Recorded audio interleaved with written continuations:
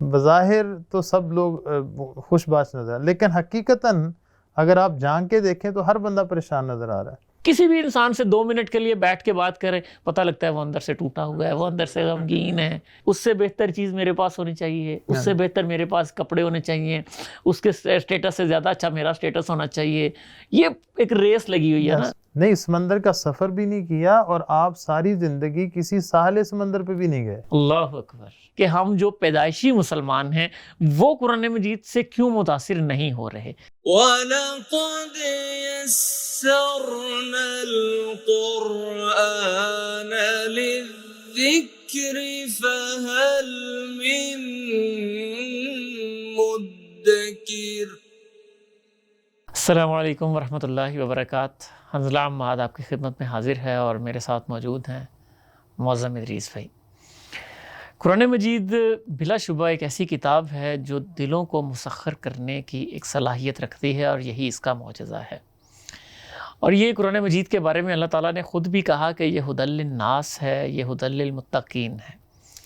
لیکن ہم دیکھتے ہیں کہ یہ قرآن مجید اپنا اثر صرف مسلمانوں تک ہی نہیں رکھتا، بلکہ قرآن مجید کو سننے والا ہر وہ شخص جس کے دل میں سچائی کی تڑپ اور حق کی جستجو ہے وہ اس سے متاثر ہوتا آیا ہے.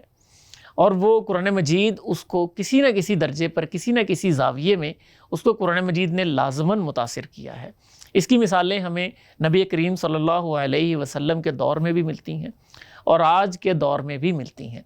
ہماری قرآن آسان سیریز کی اس آج کی ایپیسوڈ میں ہم یہی آج ڈسکس کریں گے کہ قرآن مجید کس طرح سے نبی کریم صلی اللہ علیہ وسلم کے دور سے لے کر آج تک کس طرح سے مسلمانوں کے علاوہ غیر مسلموں کو بھی متاثر کرتا آیا ہے. چند کیسز بھی ہم اس میں ڈسکس کریں گے وہ ایگزامپل کے طور پر، تاکہ ہم ان کی کیس سٹڈی سے ہم جانیں کہ کس طرح قرآن کریم نے ان کی زندگیوں کو متاثر کیا. تو اس پہ بات کا ہم آغاز کرتے ہیں. معظم بھائی، قرآن مجید مسلمان تو جو ایمان لے آئے وہ تو جانتے تھے کہ یہ اللہ کا کلام ہے، ان کی اس کے ساتھ محبت، عقیدت ایک لازمی چیز ہو جاتی تھی. لیکن ہمیں ایسی مثالیں بھی ملتی ہیں نبی کریم صلی اللہ علیہ وسلم کے دور میں کہ جو کفار ہیں ابھی وہ ایمان نہیں لائے لیکن چونکہ عربی سمجھتے تھے وہ بھی قرآن مجید کو سنتے تھے تو ان پر بہت سارے اثرات تھے. ایسا ہی ہے؟ جی بالکل. شکریہ حنظلہ بھائی، آپ نے ایک بہت اہم موضوع کے اوپر آج ڈسکشن شروع کی ہے. اس حوالے سے میری پہلی گزارش یہ ہے کہ قرآن مجید کے بارے میں جس طرح قرآن مجید میں خود کہا گیا کہ لو انزلنا ھذا القرآن علی جبل لرأیتہ خاشعا متصدعا من خشیت اللہ. یعنی انسان تو انسان اگر قرآن مجید کو ہم پہاڑوں کے اوپر نازل کر دیتے تو اس کے اندر اتنی تاثیر ہے کہ وہ بھی اللہ تعالیٰ کے خوف سے وہ جو ہے نا وہ ریزہ ریزہ ہو جاتے، ٹکڑے ٹکڑے ہو جاتے. تو یہ تو ایک اوورآل قرآن کی تاثیر ہے. پھر آپ نے بھی جس طرح گفتگو میں بات کی ہے کہ جو اہل ایمان ہیں، جن کے دل میں اللہ پر ایمان ہے، نبی کریم صلی اللہ علیہ وسلم کو تسلیم کرتے ہیں، انہوں نے جب قرآن پڑھا تو قرآن کہتا ہے تقشعر منہ جلود الذین یخشون ربہم ثم تلین جلودہم وقلوبہم لذکر اللہ. کہ جب ان کے وہ قرآن مجید سنتے ہیں اور قرآن مجید کی آیات ان کے اوپر اثر کرتی ہیں تو ان کے دل دہل جاتے ہیں اور ان کے جسم پہ تھرتھراہٹ طاری ہو جاتی ہے. تو یہ تو اہل ایمان کی کیفیت ہے. لیکن قرآن چیز ایسی ہے کہ جس نے بھی اس کو سنا اور اس کے اندر تھوڑی سی ایک کہہ لیں کہ ایک اس کے اندر انسانیت تھی تو اس نے قرآن سے اثر لیا ہے. بالکل. جب ہم دیکھتے ہیں کہ نبی کریم صلی اللہ علیہ وسلم کے دور میں آپ جانتے ہیں بڑا معروف واقعہ ہے، طفیل بن عمرو دوسی ایک شخص ہیں اور بڑے معروف تاجر ہیں اور وہ مکہ کی منڈی میں تجارت کے لیے آتے ہیں اور وہ کیا دیکھتے ہیں کہ مکہ کے اندر اس طرح کا انوائرمنٹ ہے کہ لوگ ایک شخص کے بارے میں اس طرح کا ماحول بنائے ہوئے ہیں کہ اس شخص کی بات آپ نے نہیں سننی. اچھا، اتنا ریپیٹڈلی لوگوں نے وہ بات کی کہ وہ اتنا خائف ہو گئے کہ انہوں نے اپنے کانوں میں روئی ٹھونس لی. پہلے یہی سوچا کہ میرے کانوں میں آواز میرے کانوں میں آواز نہ پڑے، اس قدر خائف. حالانکہ دیکھیں آپ، ایک روئی ٹھونسنا ایک بڑا آدمی، ایک عقل مند آدمی ہے، تاجر لیول کا آدمی، وہ اس طرح کی حرکت عام طور پہ نہیں کرتا. بالکل. لیکن ان کا یہ کرنا اس بات کی علامت تھا کہ انہیں تھریٹ بہت زیادہ کیا گیا. اچھا پھر تھریڈ کرنے کے اندر یعنی یہ مکے کے ماحول کے اندر بھی یہ بات عام تھی کہ جو بندہ سن لیتا ہے نا وہ اثر ضرور قبول کر لیتا ہے، اسی لیے وہ کہتے تھے کوئی اسی سنے لیے ہی نہ۔ کہتے ہیں وہ سنے نا۔ اچھا طفیل بن عمرو دوسی کہتے ہیں کہ میں نے جب روئی ٹھونسی تو میں نے دیکھا کہ ایک شخص جو ہیں وہ میرے قریب آنا چاہ رہے ہیں، تو میں نے فیل کر لیا کہ یہ تو وہی شخص ہوں گے جن کے بارے میں کہا جاتا ہے کہ وہ جادوگر ہیں اور اپنی تاثیر چھوڑتے ہیں اور جادو کا شکار کر دیتے ہیں۔ تو کہتے ہیں میں اور زیادہ محتاط ہو گیا، بلکہ میں سواری پہ تھا تو میں نے سواری کو دوڑا دیا، لیکن وہ ایسے یعنی حریص تھے جسے قرآن کہتا ہے حریص علیکم، نبی کریم صلی اللہ علیہ وسلم جو ہیں وہ ہر شخص کے لیے حریص تھے کہ اللہ تعالیٰ اس کو توفیق دے توحید کی، یہ اسلام کی طرف اسلام کی طرف آئے۔ تو آپ نے انہیں کہا کہ بھی کم از کم میری بات تو سنو۔ تو فیل بن عمر دوسی خود کہتے ہیں کہ میں نے پھر سوچا کہ یار میں اتنا بھی مطلب کم ظرف آدمی نہیں ہوں یا کم عقل نہیں ہوں کہ میں کسی بندے کی بات سن کے یہ فیصلہ نہ کروں کہ یہ بات صحیح ہے یا غلط، تو میں نے سواری روک دی۔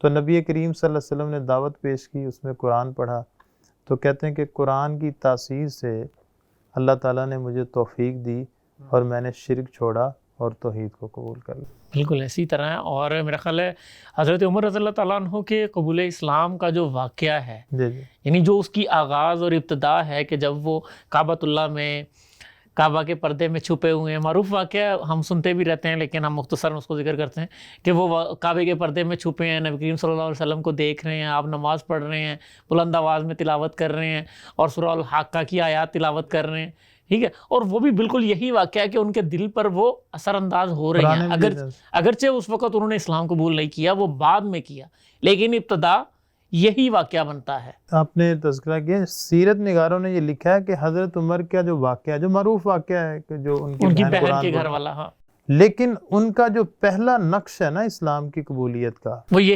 یہی تھا، قرآن مجید کی یہی آیات تھی۔ قرآن مجید میں کہا گیا کہ وما ہوا بقول شاعر قلیلا ما جب وہ یہ سوچ رہے تھے کہ یہ تو کسی شاعر کا کلام ہے اور نبی کریم صلی اللہ علیہ وسلم تلاوت کر رہے ہیں کہ یہ تو کسی شاعر کا کلام نہیں ہے، ولا بقول کاہن قلیلا ما تذکرون، حضرت عمر رضی اللہ تعالیٰ عنہ نے آگے کہا کہ یہ کسی کاہن کا کلام ہو سکتا ہے، انہوں نے کہا نہیں یہ تو اللہ تعالیٰ نے وہ بھی ساتھ ہی مطلب وہ نبی کریم صلی اللہ علیہ وسلم تلاوت کرتے جا رہے ہیں، وہ بھی رد ہوتا جا رہا ہے۔ اینڈ پہ جو آیت آتی ہے بڑی خوبصورت ہے، تنزیل من رب العالمین۔ بالکل بالکل، حضرت عمر پوچھتے ہیں کہ میں سوچنے لگا کہ یہ جادوگر کا کلام نہیں ہے، یہ کسی کاہن کا کلام نہیں ہے، پھر یہ کس کا ہے؟ تو پھر اس کا جواب آتا ہے کہ یہ اللہ رب العالمین جو تمام جہانوں کا رب ہے، یہ اس کی طرف سے نازل کرتا ہے۔ اچھا دیکھیں اللہ تعالیٰ موقع بناتا ہے نا، یعنی ان کے اسلام کے لیے اللہ تعالیٰ نے ایک موقع بنایا، اور اس میں سیکوینس چیک کریں ذرا آپ، تنزیل من رب ولو تقول علینا بعض الاقاویل لاخذنا منہ بالیمین ثم لقطعنا منہ الوتین، یعنی ان آیات میں اللہ تعالیٰ نے نبی کریم صلی اللہ علیہ وسلم کو بھی بری کر دیا اس بات سے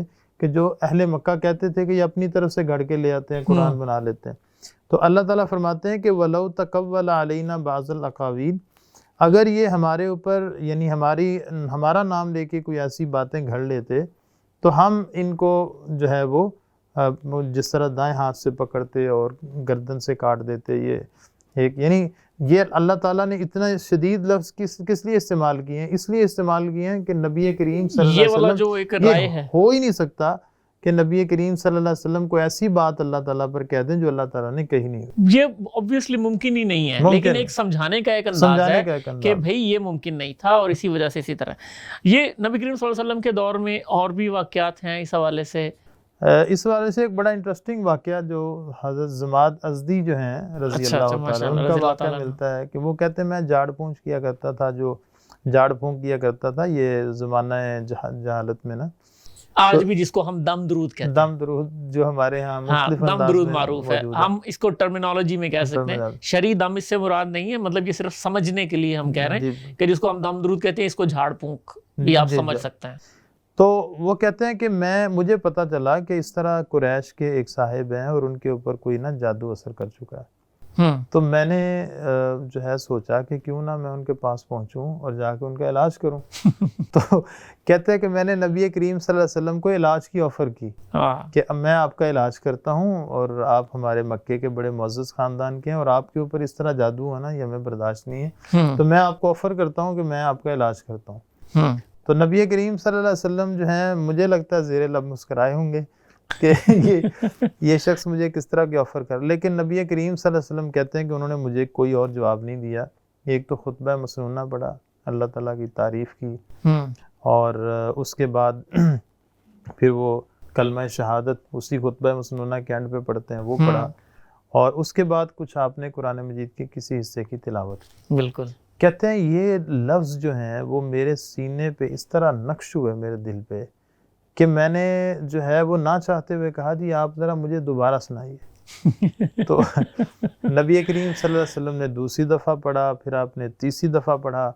تیسری دفعہ کہتے ہیں کہ پڑھتے ہوئے جب اشہد اللہ الہ الا اللہ و اشہد ان محمد رسول اللہ ان الفاظ پہ پہنچے تو حضرت زماد ازدی کہتے ہیں کہ میرے منہ سے بھی بے اختیار یہی کلمہ شہادت نکلا، اور قرآن کی تاثیر سے اور نبی کریم صلی اللہ علیہ وسلم کی زبان سے خطبہ مسنونہ کی تاثیر سے میں نے اپنی زندگی جو ہے اس کو چینج کر لی. ایک اور واقعہ بھی ملتا ہے نا کہ جس میں وہ کفار مکہ تلاوت سن رہے تھے اور آیات سجدہ تلاوت ہوئی. جی ہاں، یہ جو ہے نا قرآن مجید میں جو آپ کی ہے سورۃ النجم ہے. جی سورۃ النجم کے اندر ہے کہ وہ کچھ مکے کے جو ہے نا بڑے سردار جو تھے وہ بیت اللہ میں تھے، تو نبی کریم صلی اللہ علیہ وسلم بلند آواز سے سورۃ النجم کی تلاوت کر رہے تھے.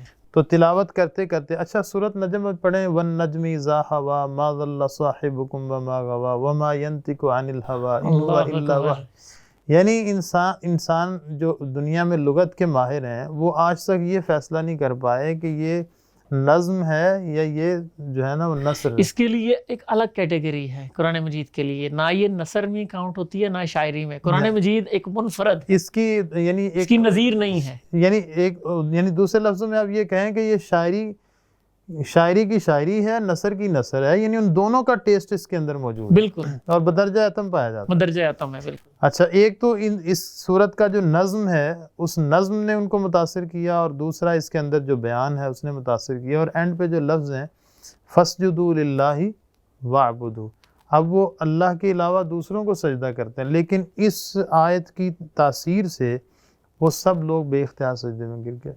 یعنی ایک قرآن مجید اتنا اثر انداز ہو رہا ہے، اور اس بارے میں واقعے میں آتا ہے نا کہ وہ فوری بعد میں اٹھ کے ایک دوسرے کو دیکھ رہے ہیں کہ بھئی ملامت کر رہے ہیں کہ بھئی یہ کیا کیا، کیوں سجدہ کر دیا، مطلب ہم تو ان کے خلاف تھے اور ہمیں تو یہ نہیں کرنا تھا. لیکن مطلب اس طرح سے ہے کہ یہ سلسلہ آج بھی جاری ہے. مطلب آج بھی مطلب ہم میڈیا کی ہم فیلڈ میں ہم یہ چیزیں نیوز سن رہے ہوتے ہیں، فلاں شخص نے قرآن پڑھا مسلمان ہو گیا. لیٹسٹ نیوز جو ابھی بالکل ریسنٹ ہے، ہمیں سب کو پتہ ہے کہ ایک فرانسیسی جو گستاخ تھا نبی کریم صلی اللہ علیہ وسلم کا کارٹونسٹ، ٹھیک ہے، اس کا نام، اس نے قرآن مجید کو اور اسلام پہ ریسرچ شروع کی. وہ بیسیکلی اسلام کا مذاق اڑانا چاہتا تھا، اور اسی مقصد کے لیے اس نے آگے بڑھ کے اسلام پہ ریسرچ شروع کی کہ میں اس میں سے نا اور پوائنٹس نکالوں اور ان کی بنیاد پہ اسلام کا مزید استہزاء کروں اور ٹھٹھا اڑاؤں اور مجھے مزید پوائنٹس ملیں گے. لیکن آپ یہ دیکھیں کہ وہ جیسے ہی اس نے قرآن مجید کو پڑھنا شروع کیا اور پڑھتے پڑھتے وہ بجائے اس کے کہ وہ مذاق اڑاتا وہ مسلمان ہو گیا. یہ بڑی ہٹ سٹوری ہے ابھی ریسنٹ میڈیا میں بڑی ہے. تو اس طرح کی اور بھی بڑی مثالیں ملتی ہیں. بالکل مثالیں ہیں، آپ تھوڑا سا یعنی ماضی قریب میں چلے جائیں تو بڑی شاندار مثالیں ہیں. ایک معروف مسلم اسکالر ہیں جو علامہ محمد اسد کے نام سے معروف ہوئے. بالکل، لیکن وہ یہودی تھے، یہودی ربی خاندان تھا، اس میں پیدا ہوئے. لیوپولڈ ان کا نام بالکل، لیوپولڈ ٹھیک ہے. اچھا، لیو جو ہے یہ غالباً عبرانی زبان میں لیو جو ہے نا اس کا نام بھی اسد ہے، شیر. جی تو اسی سے ان کا نام محمد اسد پڑا. بالکل. بڑی انٹرسٹنگ سٹوری ہے، آپ ان کی سٹوری آپ نے پڑھی ہوگی. میرے فیورٹ اسکالر ہیں وہ. بڑی شاندار سٹوری ہے. برصغیر میں میرے فیورٹ اسکالر ہیں وہ. بڑی کمال. یعنی آپ یہ کہیں کہ اسلام کو جو انٹرنیشنلی جس بندے نے سوچا ہے اور اس کو پورا ایک سسٹم کے طور پہ سوچا ہے اور اس کے اوپر بات کی ہے، اسلام آن دا کراس روڈ ایک کتاب لکھی ہے، بہت بڑی کمال کی جاندار کتاب ہے. میں سمجھتا ہوں کہ ہر مسلمان نوجوان کو اسلام ایٹ دا کراس روڈ، اسلام ایٹ دا کراس روڈ، بالکل اسلام ایٹ دا کراس روڈز ہے وہ. یہی کہ ایک یہ جو تہذیبی کشمکش اور یہ جو جنگ پہ ایک دوراہے پہ اسلام کھڑا ہے، اس میں مسلمانوں کو کیا کرنا چاہیے. تو بڑی شاندار کتاب ہے. مجھے میرے خیال 10 سال پہلے پڑھنے کا موقع ملا تو میں اکثر اوقات اپنی لائبریری میں نکال کے کچھ نہ کچھ اس کو پڑھتا رہتا ہوں. بہت خوبصورت کتاب ہے. تو ان کی اگر آپ سٹوری پڑھتے ہیں تو اس میں بھی یہی ہے، یعنی قرآن مجید سے ہی ایک صحافت کے ساتھ منسلک ہوئے، بر صغیر پہنچے ایک صحافتی ادارے کے ساتھ، ٹھیک ہے، یہاں انہوں نے اسلام کو اسٹڈی کیا، باقی چیزیں دیکھی. تو ایک دفعہ میں نے پڑھا کہ ایک دفعہ وہ ٹرین میں اپنی بیگم کے ساتھ، اپنی وائف کے ساتھ جا رہے تھے، تو رستے میں کہتے ہیں کہ ہم نے ٹرین میں جب غور کیا لوگوں پر تو ہمیں ہر چہرہ جو ہے بظاہر تو خوش باش، لیکن اندر جب میں نے غور کیا تو ایسے لگ رہا تھا جیسے ہر چہرہ اندر سے پریشان ہے.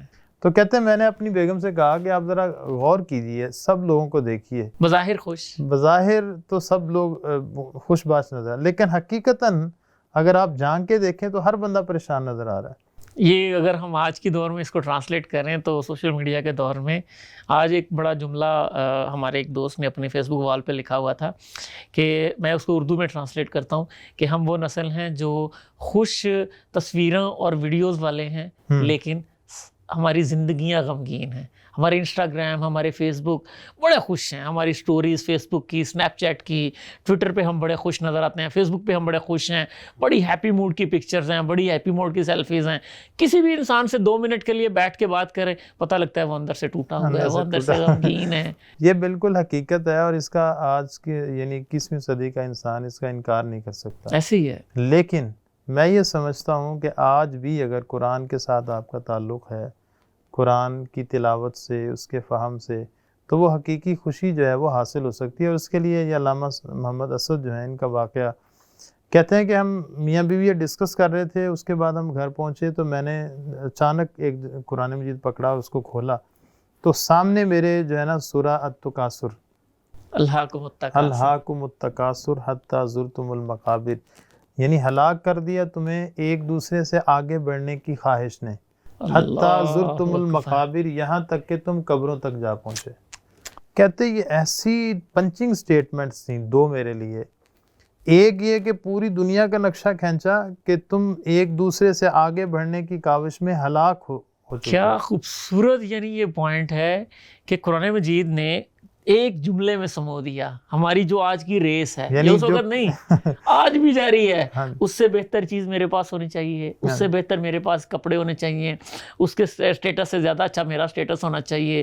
یہ ایک ریس لگی ہوئی ہے نا. تو وہ اللہ تعالیٰ نے کہا ہے کہ الہاکم التکاثر، اور اس نے تمہیں ہلاک کر دیا، حتی زرتم المقابر، یہاں تک کہ تم قبروں میں جا اترے. اور یہ ریس جاری رہتی ہے جب تک مر نہیں جاتے. یعنی ایک سیناریو جو ہے اس کو ایک سٹیٹمنٹ میں بیان کر دیا اور دوسری سٹیٹمنٹ میں انسان کا اینڈ بتا دیا کہ تم دراصل ہو کس لیے.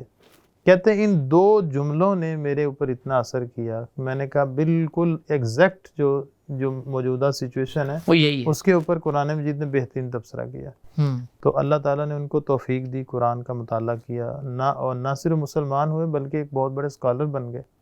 میں ان کے انٹرو میں کچھ چیزیں ایڈ کر دوں. میرا تو ویسے دل کر رہا ہے میں کسی دن ہم ان کے لیے ایک پوری ویڈیو کریں، بالکل. لیکن میں مختصر ان کا انٹرو بتا دوں. صحیح بخاری کی انگلش ٹرانسلیشن انہوں نے لکھی، قرآن مجید کا ترجمہ انگریزی میں انہوں نے کیا، اور اسلام کے لیے اور بھی بہت ساری خدمات ان کی ہیں جو، اور وہ واحد شخص ہیں اور وہ پہلے شخص ہیں جن کو پاکستان کا پاسپورٹ جاری ہوا تھا. یہ بھی ایک ان کی خاصیت ہے، اور وہ پاکستان میں انہوں نے کام بھی کیا ہے. غالباً ایمبیسڈر بھی تھے وہ پہلے. جی بالکل، وہ پاکستان میں. خیر یہ تذکرہ لمبا ہو جائے گا، ہم پوائنٹ پہ اپنے آتے ہیں تو ان پہ انشاءاللہ کسی دن ہم پوری ایپیسوڈ کریں گے علامہ محمد اسد پہ.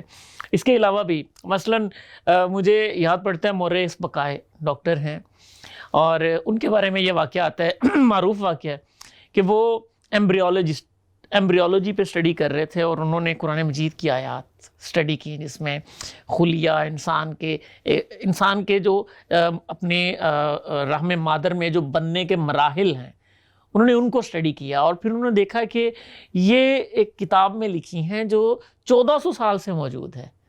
اور وہ کہتے ہیں کہ یہ وہ تفصیلات ہیں جو آج ہم الٹرا ساؤنڈ کی ریسرچ کی مدد سے ہم دیکھ پاتے ہیں کہ انسان پہلے کس شیپ میں تھا، پھر کس شیپ میں آتا ہے، نطفہ، لوتھڑا، ٹھیک ہے، اور پھر لوتھڑے سے وہ کس طرح، وہ پوری تفصیل. اور وہ کہتے ہیں قرآن مجید نے کتنی تفصیل سے دی ہے. پھر وہ اس کو مزید سمجھنے کے لیے سعودیہ جاتے ہیں، عربی سیکھتے ہیں، پورا قرآن مجید سمجھتے ہیں اور مسلمان ہوتے ہیں. اور ان کی مشہور کتاب ہے قرآن، بابل اور سائنس. اس میں انہوں نے دعویٰ کیا ہے کہ قرآن مجید کی ایک بھی آیت ایسی نہیں ہے جو تسلیم شدہ سائنسی حقیقتوں کے برخلاف ہو، جبکہ بائبل میں انہوں نے بتایا کہ بہت ساری چیزیں ایسی ہیں جن میں ایسے مسائل موجود ہیں جو انسانی عقل بھی تسلیم نہیں کرتی اور موجودہ سائنسی حقیقتوں کے بھی وہ خلاف جاتی ہیں. اسی طرح اور بھی واقعات بالکل واقعات ہیں اس طرح کے. یعنی بالکل سیم اسی آیت کے اوپر بہت سارے ایسے سائنٹسٹ ہیں، بہت سارے ایسے ریسرچ اسکالرز ہیں جن کی آپ کو ملیں گی کہ انہوں نے اسی آیت کو پڑھا اور اس سے قرآن مجید کی ایک کہانیوں سے متاثر ہو گئے. ایک اور بڑا نام ہے اس طرح کی سٹوریز میں ڈاکٹر غزینیہ، جو فرانس سے تعلق رکھتی ہیں، بلکہ فرانس کی رکن پارلیمنٹ بھی رہ چکی ہیں. اور ان کا بھی عموماً یہ تھا کہ یہ مطالعہ کی بہت زیادہ عادی شوقین تھیں. تو کہتی ہیں کہ ایک دفعہ میں جو ہے وہ سفر میں تھی اور جو ہے نا میں نے قرآن مجید پڑھا، اور قرآن مجید میں ایک جگہ پہ سورہ النور کے اندر آیت ہے او کا ظلمات فی بحر لجی یغشاہ موج فوق. یعنی اس میں یہ بتایا گیا ہے کہ جو مشرک ہے نا اس کی کیفیت قرآن مجید نے بیان کی ہے. دراصل کہ اس کی کیفیت کیا ہے کہ وہ اس طرح کے اندھیروں میں ہے کہ جیسے کوئی آدمی سمندر کی گہرائی میں ڈوبا ہوا ہو اور لہر کے اوپر ایک لہر اور اس کے اوپر تیسری لہر، اس طرح ہر لہر کا ایک جو ہے اندھیرا ہے، اور اس کے اوپر اگر رات کا اندھیرا ہو جائے اور اس قدر اندھیرے کے اوپر اندھیرا ہے کہ جس طرح اپنا وہ ہاتھ نکال لے تو اس کو اپنا ہاتھ بھی نظر سجائی نہ دے. تو یہ کہنے لگیں کہ مجھے یہ لگتا ہے کہ یہ جو شخص جنہوں نے کتاب لکھی ہے انہوں نے سمندر کا بہت زیادہ سفر کیا ہوگا. تو جس طرح ڈیٹیل ایک سمندر کو ڈسکرائب کیا گیا ہے، یہ ممکن نہیں ہے کہ ایک ایسا انسان کرے جس نے سمندر کا سفر نہ کیا ہو. تو کہتے ہیں کہ میرا ایکسپیرینس یہ تھا کہ یہ جو رائٹر ہیں وہ تو سمجھتے ہیں کہ محمد کریم صلی اللہ علیہ وسلم رائٹر ہیں، بلکہ انیشیلی یہی سمجھا جاتا ہے. بالکل. تو کہتے ہیں کہ جب میں نے قرآن میں بعد میں دیکھا کہ میں رائٹر کی بایوگرافی پڑھوں تو میں نے دیکھا کہ نبی کریم صلی اللہ علیہ وسلم تو ساری زندگی کسی سمندر کے کنارے پہ بھی نہیں گئے. اللہ اکبر. تو مجھے یقین ہو چلا کہ یہ کتاب جو ہے نہیں، یہ میرا خیال ہے تھوڑی سی ہم اس میں تصحیح کر لیں. نبی کریم صلی اللہ علیہ وسلم نے سمندر کا سفر نہیں کیا. نہیں، سمندر کا سفر بھی نہیں کیا، اور آپ ساری زندگی کسی ساحل سمندر پہ بھی نہیں گئے. اللہ اکبر. ٹھیک ہے، آپ کی پوری لائف میں یہ نہیں ملتا کہ آپ کسی ساحل سمندر پہ گئے ہوں. اللہ اکبر. ٹھیک ہے. اچھا. تو کہتی میں اور زیادہ حیرت میں پڑ گئی کہ یہ کیسے ہو سکتا ہے. تو پھر مجھے یقین ہو چلا کہ یہ جو ہے وہ نبی کریم صلی اللہ علیہ وسلم نہیں بلکہ یہ اللہ تعالیٰ کی تصنیف ہے، اور پھر اس کائنات کے خالق نے اس کائنات کے خالق نے. اور اتنی خوبصورت جو تمثیل ہے وہ یا تو وہ شخص بیان کر سکتا ہے جس کی زندگی کے 20 سال سمندروں میں گزرے ہوں، یا پھر کوئی ایسی ذات کر سکتی ہے کہ جو پوری دنیا کی ہر چیز کے متعلق کامل علم رکھتی ہے. تو مجھے یقین ہو گیا کہ یہ اللہ رب العالمین کا کلام ہے. اس میں یقیناً بہت سارے واقعات ہیں اگر ہم ہسٹری اور ان چیزوں کو دیکھنا چلیں، اور آج بھی جو ویسٹ میں قبول اسلام کے بہت سارے واقعات ہیں ان میں ایک بڑی وجہ مطالعہ قرآن ہے. تو یہ اگر آپ تاثیر کے واقعات پڑھیں تو مجھے یاد آ رہا ہے کہ جو ہے وہ آپ کے مصر کے ایک بادشاہ تھے انور سادات جو ہیں یہ رشیا جاتے ہیں، ٹھیک، اور اپنے ساتھ شیخ عبد الباسط جو معروف قاری ہیں، ماشاءاللہ کیا تلاوت ہے، تلاوت کرتے ہیں، خوبصورت تلاوت ہے. تو جب ان کے ساتھ ملاقات ہوئی تو انہوں نے تعارف کروایا. ظاہر اپنی ٹیم کا تعارف ہوتا ہے، تو اس میں قاری عبد الباسط صاحب کا تعارف دیا گیا. تو انہوں نے کہا جی یہ ہماری کتاب ہے، یہ کلام پڑھتے ہیں، بڑا خوبصورت ہے، تو اگر آپ موقع دیں تو تھوڑا سا قرآن ہو جائے، تلاوت ہو جائے. تو قاری عبد الباسط صاحب نے جب تلاوت کی تو کہتے ہیں کہ جو وہاں لوگ موجود تھے کہتے ہیں کہ وہ رشیا کے جو صدر تھے اس کے اوپر ایک ایسی کیفیت طاری ہوئی کہ اس کی آنکھوں سے آنسو بہنا شروع ہو گئے، اور بار بار وہ ٹیشو لے رہے ہیں اور اپنی آنکھیں صاف کر رہے ہیں. تو یعنی کہ قرآن مجید جو ہے، حالانکہ وہ سمجھ نہیں رہے، ان کو یہ بھی معلوم نہیں ہے کہ یہ کیا پڑھ رہے ہیں اس کی عربی. مجھے اس سے واقعہ یاد آ رہا ہے، اس کے نجش کے دربار میں، حبشہ کے دربار میں جب گئے ہیں، مہاجرین کا جب معاملہ تھا، مسلمان مہاجرین موجود تھے وہاں پر، اور حضرت جعفر طیار ادھر سے مکہ سے کفار مکہ پہنچے کہ بھئی یہ ہماری قوم سے بھاگ کے آئے ہیں، انہیں ہمیں واپس کرو۔ مسلمان پریشان کھڑے ہیں، وہ عیسائی بادشاہ ہے، اور حضرت جعفر طیار مسلمانوں کی وکالت کرنے کے لیے دربار میں کھڑے ہوتے ہیں، سورہ مریم کی آیات تلاوت کرتے ہیں، اور بادشاہ کی آنکھوں سے ٹپ ٹپ آنسو برس رہے ہیں، اور وہ کہتا ہے کہ تم نے جو کہا یہ بالکل برحق ہے۔ یہ 7ویں پارے کی پہلی آیت ہے، وَإِذَا سَمِعُوا مَا أُنزِلَ إِلَى الرَّسُولِ تَرَىٰ أَعْيُنَهُمْ تَفِيضُ مِنَ الدَّمْعِ مِمَّا عَرَفُوا مِنَ الْحَقِّ بالکل يَقُولُونَ رَبَّنَا آمَنَّا فَاكْتُبْنَا مَعَ الشَّاهِدِينَ، کہ جب وہ سنتے ہیں جو ہم نے اپنے بندے پہ نازل کیا، تو ان کی آنکھیں آپ دیکھیں گے کہ وہ حق کو سن کے اس کی پہچان کرنے کے بعد ان کی آنکھیں بہہ پڑتی ہیں، بالکل، اور وہ کہہ اٹھتے ہیں کہ یا اللہ ہم ایمان لائے اور ہمیں بھی گواہی دینے والوں کے اندر لکھ لے۔ تو یہ ایک قرآن مجید کی تاثیر ہے۔ اور اب یہ تو بڑی خوبصورت بات ہے کہ ہم یہاں پہ واقعات ڈسکس کر رہے ہیں کہ ایسے لوگ جو غیر مسلم تھے، اسلام ان کے پاس نہیں تھا، لیکن وہ قرآن مجید کو سن کے ان کے اندر ایک ایسا اثر پیدا ہوتا ہے کہ وہ اسلام کی طرف مائل ہوتے اور پھر مطالعہ کرتے اور مسلمان ہو جاتے۔ لیکن ایسا کیوں ہے کہ ہم جو پیدائشی مسلمان ہیں وہ قرآن مجید سے کیوں متاثر نہیں ہو رہے؟ اس کی 2 ہی وجوہات ہیں۔ ایک، ہم قرآن مجید پڑھتے نہیں ہیں، اگر پڑھتے ہیں تو اس کو سمجھتے نہیں ہیں، اور اگر ہم بھی یہ روٹین بنا لیں کہ اگر ہم قرآن مجید کو پڑھیں اور سمجھ کے پڑھیں تو یقیناً قرآن مجید ہمارے دلوں پر اثر کرے گا، اور ہماری زندگیوں کو بھی ایک پازیٹیو، ایک پروڈکٹیو لائف میں انشاءاللہ یہ قرآن مجید کنورٹ کرے گا۔ تو میں یہ دعا ہے ہماری کہ اللہ تعالیٰ ہمیں بھی یہ توفیق دے کہ ہم قرآن مجید کو اسی انداز میں پڑھیں کہ ہمارے دلوں پر بھی یہ اثر کرے۔ تو ہم اسی کے ساتھ اپنی اس ایپیسوڈ کا اختتام کرتے ہیں۔ تو انشاءاللہ ملتے ہیں ہم آپ سے اسی اگلی ایپیسوڈ میں، تب تک کے لیے اجازت دیجیے۔ السلام علیکم ورحمۃ اللہ وبرکاتہ۔